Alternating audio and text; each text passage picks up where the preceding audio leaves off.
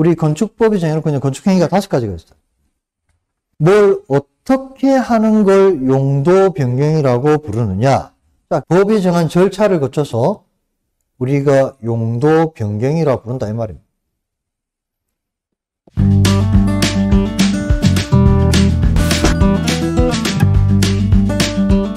우리 건축법이 정해놓고 있는 건축행위가 5가지가 있어요. 자, 우리가 말하는 용도 변경은 건축행위 중에 하나입니다. 이런 기본적인 개념부터 좀 잡고 갈까요?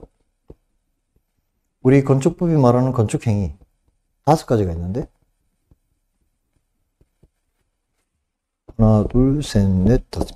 첫 번째, 뭐 다 하시는 거죠. 신축, 그 다음에 증축, 그 다음에 개축, 그 다음에 대수선. 마지막에 들어오는 게 용도 변경. 요 5가지가 건축행위. 우리 건축법이 정해놓고 있는 건축행위의 모든 책임은 누구에게 있다? 건물 소유주에게 있어. 그래서 이 중에 하나가 바로 용도 변경이죠. 건축행위 중에 하나가. 우리가 저걸 하겠다는 이야기입니다. 자, 그러면 이 용도 변경은 건축행위 중에 하나로서 법이 용도 변경 절차를 밟을 때는 이런 절차를 밟으시오라고 절차를 정해놓은 게 있을까요? 있어요. 용도 변경 절차인데요. 얘는 크게 3가지 중에 1가지의 절차를 밟도록 정해놓고 있어요.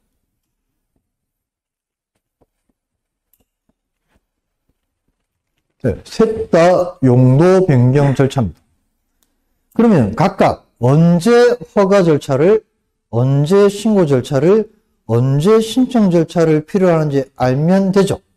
자, 그 전에 용도 변경에 대한 기본적인 개념 정리를 먼저 하고 가야 될 것 같아서, 자, 상황을 한번 들어볼게요.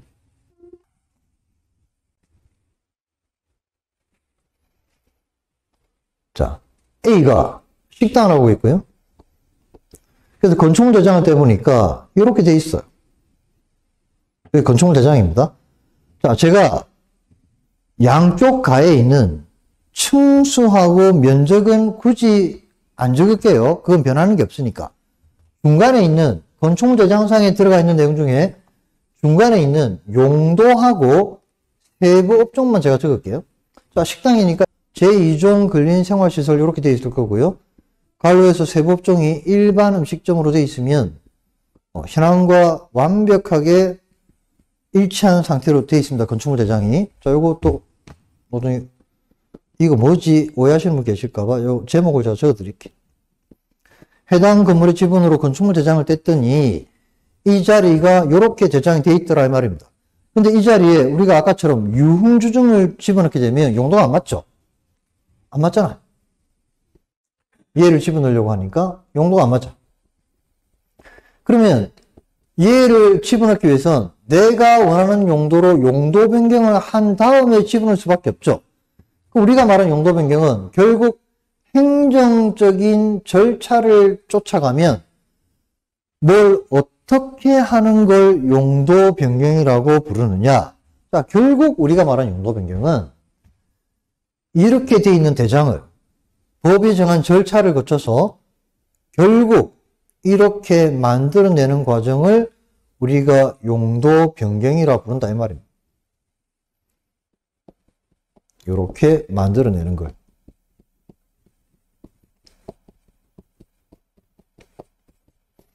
대장상의 표기를 이렇게 해내면 용도 변경이 끝났다라고 이야기하는 거죠. 그럼 이 용도 변경에 따른 절차를 밟아야 되잖아요. 절차를. 이 절차가 요 3개 중에 하나를 밟아라 이렇게 정해져 있다. 경우에 따라. 허가 절차를 밟든지 신고 절차를 밟든지 신청 절차를 밟든지. 자, 그러면 언제 각각의 절차를 밟아야 되느냐? 자, 이거 우리가 다 알고 있는 건축법 용도 분류표를 꺼내야 되는데 자산 전문 용도 건축이라고 분류해 놓은 분류표가 있죠. 자산 전문 용도 건축이. 자, 이건 뭐냐? 우리 건축법이 여러분도 아시는 것처럼 현재 건축법이 정해놓고 있는 29가지 건축물의 용도를 용도를 9개 방으로 구분해 놓고 9개 방으로 각 방마다 건축물의 용도들을 몇 놈씩 집어넣은 거죠. 방마다. 그래서 각 방 안에 들어가 있는 놈들 다 세보면 전부 29개. 그래 놓고 우리 건축법은 왼쪽으로 갈수록 상위군이다 이렇게 정해놓고 있고요. 반대편으로 갈수록 하위군으로 정해놓고 있어요. 그래서 상위군과 하위군이 결정나 있죠. 교재에 보면 이렇게 누워져 있는 도표가 이렇게 일어서 있어요. 이렇게 교재에 보면 일어서 있어요.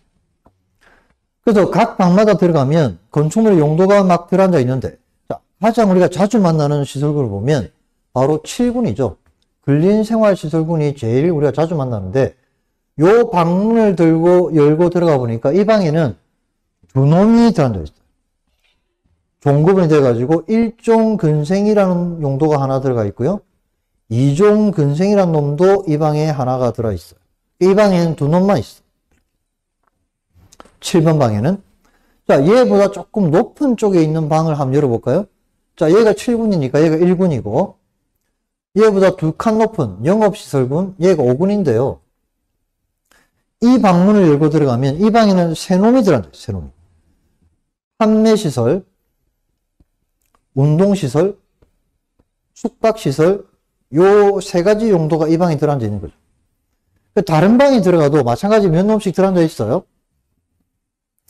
자, 그럼 우리가 말하는 용도 변경은 정확하게 세 가지 형태가 있습니다. 자, 첫 번째 형태는, 자, 가볼게요. 7번 방에 있는 어떤 놈이 자기 방을 나와요. 지 방을 나와. 일단 나왔잖아요. 그 다음 다른 걸로 바뀔 건데, 두 개 중에 하나입니다.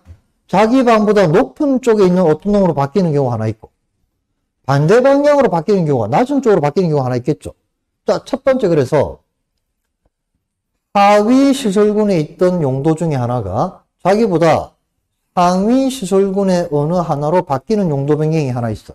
자, 그림으로 표현하면 얘가 자기보다 높은 쪽으로 바뀌어야 되니까 이렇게 판매 시설 용도로 바뀌는 경우가 1번에 해당하는 케이스겠네요. 하위 시설군에서 상위 시설군. 이게 첫 번째. 자, 두 번째 케이스는 이 반대 방향인데요. 상위 시설군에 있던 놈이 지방을 나와가지고 자기보다 낮은 쪽에 있는 하위 시설군의 용도로 바뀌는 경우. 이것도 요 왼쪽에 그림으로 표현해보면 운동시설 용도로 되어 있는 놈이 지방을 나온 다음에 자기보다 낮은 쪽에 있는 2종 근린생활시설 용도로 바뀌는 케이스가 바로 요 2번에 해당하겠다. 상위군에서 하위군으로. 자, 마지막 세 번째입니다. 요 세 개밖에 없어요. 자, 마지막 세 번째는 어떤 방에 들어가 있는 놈이 요걸 예를 들어 볼까요? 이 방에 들어간 얘가 방을 안 나오고 같은 방 안에 있는 자기들끼리 바뀌는 거예요. 이게 세 번째. 그 2종 근생이 1종 근생으로 바뀌거나 반대 방향은 마찬가지죠. 여기를 보면 숙박시설로 되어 있는 놈이 운동시설로 바뀌거나 운동이 숙박, 이것도 똑같은 케이스예요. 같은 방 안에 있는 놈들끼리 바뀌는 거예요. 이게 세 번째인데 그걸 글로 표현해보면 동일 시설군 내 변경. 요 세 개밖에 없어요. 용도 변경은. 이거 말고는 없어. 자, 그래서 우리가 교재 50페이지에 있는 도표를 언제든지 펼쳐 놓을 수만 있다면 우리가 현장에서 만나는 용도 변경건이 만나지면 제가 여기 적어드린 요 세 가지 중에 어떤 용도 변경이 필요한가는 금방 판단할 수 있죠. 도표만 보면 다 판단되잖아. 위로 올라가는 건지 밑으로 내려오는 건지 같은 방 안에 있는 놈들이 바뀌는 건지만 판단하면 되니까. 자, 여기까지 판단이 되면 우리가 진행하고자 하는 이 용도 변경이 가능성이 얼마나 되는가까지는 이걸로 충분히 우리가 잡아낼 수 있어요. 자, 요거부터 볼까요? 하위군에서 상위군으로 올라가는 요 형태의 용도 변경이 있죠. 요거는 세 가지 절차 중에 허가 절차를 밟도록 정해놓고 있고요. 반대 방향은 신고 절차를 밟도록. 같은 시설군 안에는 신청 절차를 밟도록 정해놓고 있어요. 요 세 가지 절차가 각각 그때 적용됩니다. 용도 변경은 요 중에 한 가지 절차를 밟아야 됩니다. 자, 그러면 가능성이 얼마나 되느냐? 자, 요거부터 볼까요? 허가 절차가 필요한 용도 변경. 자, 이건 제 경험치를 가지고 말씀드리면, 여기에 해당하는 용도 변경건을 10건 정도 구청에 들어가 보면, 평균적으로 한 8건, 9건은 안 해줍니다. 한두 건 될까 말까. 요 용도 변경. 그래서 그냥 우리가 타이트하게 기준을 잡아두는 게 더 도움되니까, 용도 변경 가능성을 기준으로, 요거는 대략 한 10% 정도. 요 정도 기준을 잡고 가시면 돼요. 용도 변경 가능성이. 그 다음 두 번째. 이런 절차를 필요하는 용도 변경건을 구청에 들어가 보면, 요거 중간에 거 신고. 이건 한 10번 들어가면, 한 반 정도는 용도 변경해주고, 반 정도는 안 해줍니다. 그럼 이거 가능성이 한 50% 정도.